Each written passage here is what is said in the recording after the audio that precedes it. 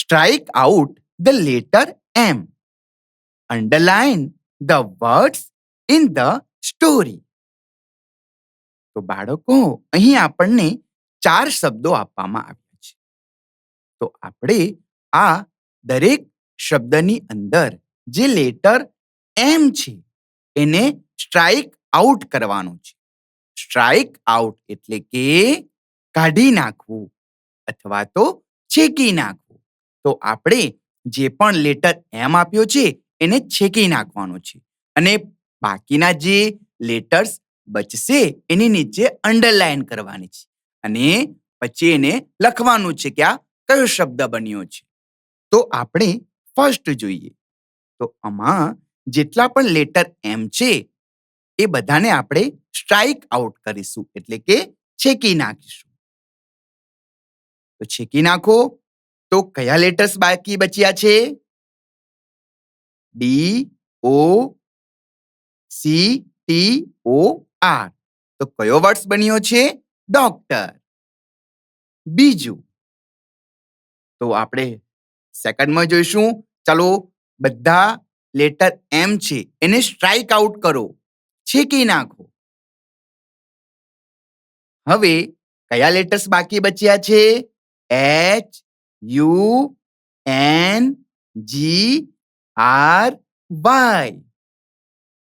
કયો શબ્દ બન્યો છે? હંગ્રી. HUNGRY, hungry. થર્ડ. ચાલો, થર્ડ જે વર્ડ્સ આપ્યો છે એમાં લેટર એમને સ્ટ્રાઇક આઉટ કરો, છેકી નાખો. તો કયો શબ્દ બને છે? આપણે બાકીના લેટર્સને રીડ કરીએ.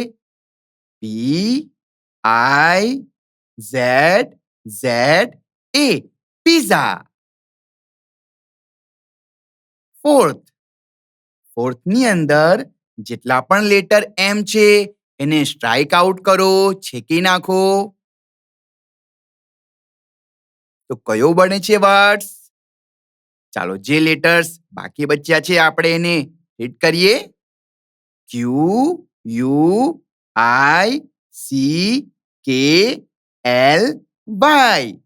ક્વિકલી.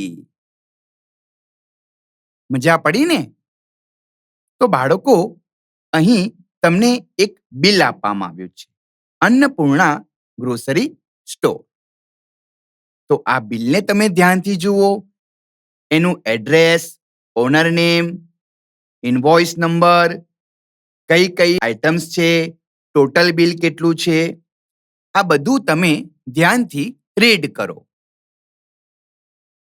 ફર્સ્ટ ક્વેશ્ચન છે, what is the total amount including GST સાથે of the bill? So total amount of the bill. તો બિલનું ટોટલ અમાઉન્ટ કેટલું છે? તો જવાબ લખીશું. The total amount of the bill is 1454.25 rupees. Second question. Who is the owner of Annapurna Grocery Store? Owner એટલે કે માલિક. કોણ છે? તો જ્યારે પણ વૂથી પ્રશ્ન પૂછાય ત્યારે વૂને કાઢીને એની જગ્યાએ નામ લખવાનું રહે છે. તો કોણ છે અહીં ઓનર? મિસ્ટર રમેશ બારોટ. તો જવાબ લખીશું. Mister Ramesh Barot is the owner of Annapurna Grocery Store. Third question. How many liters of groundnut oil were bought? તો બાળકો, તમે અહીં ઇનવોઇસ ડિટેલ્સમાં જે આઇટમ્સ લખી છે તેમાં તમે શોધો કેટલા લીટર ગ્રાઉન્ડનટ ઓઇલ ખરીદવામાં આવ્યું હતું. So we will write the answer. 2 liters of groundnut oil were bought. Fourth question. When was this invoice generated? આ ઇનવોઇસ બિલ છે એ ક્યારે બનાવવામાં આવ્યું હતું? તો We will write the answer. This invoice was generated on 21st October 2024. Fifth, was the GST amount included in the invoice? આ જે bill છે એમાં જીએસટી હતું included એટલે કે સમાવેશ થવો. We will write the answer. Yes, the GST amount was included in the invoice. Study the picture and write a paragraph about it using the words given. તો બાળકો અહીં એક ચિત્ર આપવામાં આવ્યું છે અને ઉપર શબ્દો આપવામાં આવ્યા છે. આ શબ્દોનો ઉપયોગ કરીને તમારે વાક્યો બનાવવાના છે જે ઉપરોક્ત ચિત્રને સંબંધિત રહેશે. Example, this is a picture of school compound. Teacher is sitting among the students. તો બાળકો આ રીતે તમારે વાક્ય બનાવવાના છે. તમારે ગ્રુપમાં બેસવાનું છે અને પછી તમે વાક્ય બનાવીને દરેક જૂથ પ્રમાણે વર્ગમાં એને પ્રેઝન્ટ કરજો. Write sentences as your teacher dictates. આ પ્રવૃત્તિમાં શિક્ષક વિદ્યાર્થીઓને ફ્રોમ જંક ટુ જોય અને પીટર ધ ઈટર માંથી વાક્યોનું શ્રુત લેખન કરાવશે. તો બાળકો આપણે જે બે સ્ટોરી જોઈ ગયા છીએ જંક ટુ જોય અને પીટર ધ ઈટર, તો આ બંને સ્ટોરીમાંથી તમારા જે ભાષા શિક્ષક છે એ તમને 3 વાક્યો લખાવશે. તો તમારે આ વાક્યો સાંભળીને લખવાના છે, શ્રુત લેખન કરવાનું છે. Language function. Observe the picture. તો બાળકો અહીં 5 પ્રેપોઝિશન આપવામાં આવ્યા છે. First is in. ઇન એટલે કે માં અંદર. બિલાડી બોક્સની અંદર છે. આવું કહેવું હોય તો આપણે ઇનનો પ્રયોગ કરીશું. ઓન. ઓન એટલે કે ઉપર. Book is on the table. Third, under. Under એટલે કે નીચે. A girl is under the table. Fourth, between. Between એટલે કે વચ્ચે. તો fruit is between the jars. અથવા તો strawberry is between the jars. Behind. Behind એટલે કે પાછળ. A rat is behind the box. Study the picture. Fill in the blanks with the help of words from the box given below.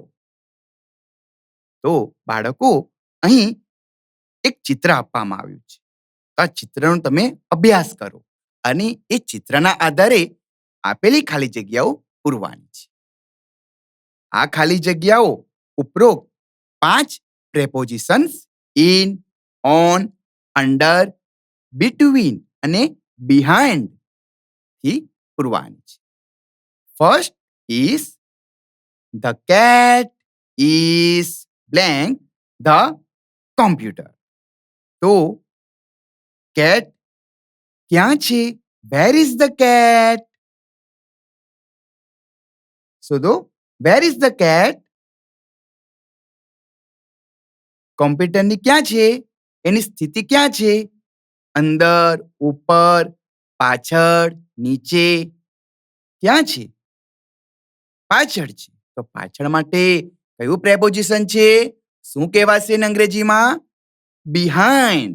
The cat is behind the computer. Second, the dog is blank the bed. Where is the dog? બેડને ક્યાં છે? In, on, near, under, ક્યાં છે? Between, નીચે છે ને? તો the dog is, શું લખીશું નીચે એટલે? Under. Under the bed. Third, the bed is blank the windows. Windows બહુવચન છે કેમ કે અહીં બે વિન્ડોઝ. શું આવશે? Where is the bed? Bed ક્યાં છે? એની સ્થિતિ ક્યાં છે? બંને બારીઓની વચ્ચે છે. The bed is between the windows. Fourth, the books are blank the box. So where are the books? Books શોધો. In, on, under, between, શું આવશે? The books are in the box. Fifth, the computer is blank the table. Where is the computer? The computer is on the table. Rewrite the sentences using the most appropriate words. First, I was born in, on, above 1988. તો બાળકો અહીં 3 preposition આપવામાં આવ્યા છે. આ 3માંથી જે પણ સાચું હશે તેનો ઉપયોગ કરીને આ વાક્ય ફરીથી લખવાનું છે. તો અહીં તમને મેં નીચે નોટ્સ આપી છે કે ઇન, ઓન અને અબવનો યુઝ ક્યારે થશે. તો એને ધ્યાનથી વાંચો, સમજો તો તમને ખબર પડશે કે આપેલ સેન્ટેન્સમાં કયું પ્રેપોઝિશન્સ આવશે. તો વિચારો. તો અહીં આવશે in. I was born in 1988. Second, he is on, in front of, between his computer. તો અહીં કયું પ્રેપોઝિશન આવશે? તો અભ્યાસ કરો on, in front of અને between નું. તો વિચારો. તો અહીં જવાબ આવશે he is on his computer. Third, the picnic is planned in, on, into Sunday.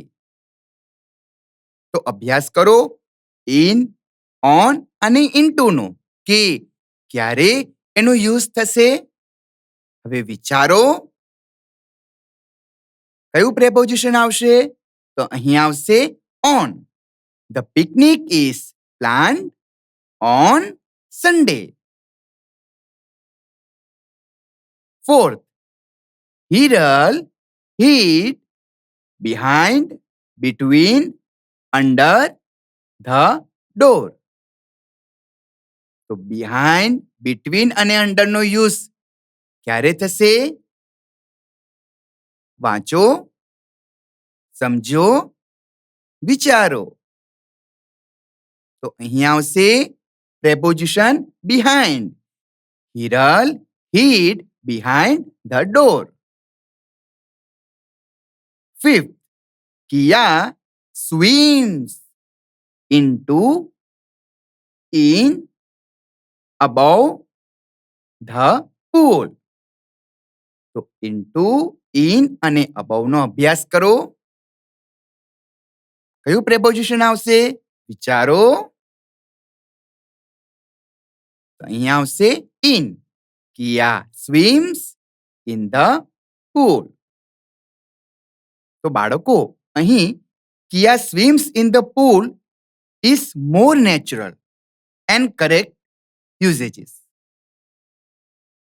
Kia swims in the pool એ સાચું છે. કિયા સ્વિમ્સ ઇન્ટુ ધ પૂલ એ પણ સાચું છે. એ ક્યારે ઇમ્પ્લાય થશે? That Kiya is entering the pool. Okay, તો આ એ બંને રીતે સાચું થશે. Study the picture and fill in the blanks using the words from the brackets. તો બાળકો, સૌ પ્રથમ આપણે પ્રેઝન્ટ કન્ટિન્યુઅસ ટેન્સ ચાલુ વર્તમાન કાળ વિશે જાણીશું. તો એની વાક્ય રચના છે. પહેલા આવશે કર્તા, પછી ટુ બીના રૂપો is, am, are, was, were. પછી આવશે ક્રિયાપદ આઈએનજી વાળું. ત્યારબાદ કર્મ અને સ્થળ, સમય, અન્ય શબ્દો આવશે. Example, Aahan is playing cricket in the garden. તો પ્રેઝન્ટ કન્ટિન્યુઅસ ટેન્સ ચાલુ વર્તમાન કાળમાં પ્રથમ કર્તા આવશે, એની બાજુમાં કર્તાને અનુરૂપ ટુ બીના રૂપો આવશે. એક વચન હોય તો ઇઝ અને બહુવચન હોય તો આર આવશે. અને ક્રિયાપદને આઈએનજી પ્રત્યય લાગશે. જો ક્રિયાપદને છેડે ઈ હોય તો ઈને કાઢીને આઈએનજી પ્રત્યય લાગશે. First, the girls blank under the tree. બ્રેકેટમાં આપ્યું છે સીટ. તો શું કીધું હતું? જ્યારે પણ પ્રેઝન્ટ કન્ટિન્યુઅસ ટેન્સ આવશે ત્યારે ફર્સ્ટ કર્તાની બાજુમાં ટુ બીના રૂપો અને આઈએનજી વાળું ક્રિયાપદ મૂકવાનું છે. ધ ગર્લ્સ, ગર્લ્સ એ બહુવચન છે, તો અહીં લખીશું આપણે આર. અને સીટ, તો સીટનું આઈએનજી વાળું પ્રત્યય લગાડીશું. Sitting. The girls are sitting under the tree. Second, the painter blank a white cap on his head. બ્રેકેટમાં છે wear, WEAR. wear એટલે પહેરવું. તો જે કર્તા છે એક વચનમાં છે કે બહુવચનમાં? તો કર્તા છે એક વચનમાં, તો આપણે અહીં લખીશું ટુ બીનું રૂપ ઇઝ. ધ પેઇન્ટર ઇઝ, હવે ક્રિયાપદ છે વેર, એને આઈએનજી પ્રત્યે લગાડો, varying. A painter is wearing a white cap on his head. Third, I blank on the path. Path એટલે રસ્તો. બ્રેકેટમાં છે વોક. વોક એટલે કે ચાલવું. આઈ છે, આઈ સાથે ટુ બીનું કયું રૂપ આવશે? એમ. અને વોકને આઈએનજી પ્રત્યે લગાડો તો walking. I am walking on the path.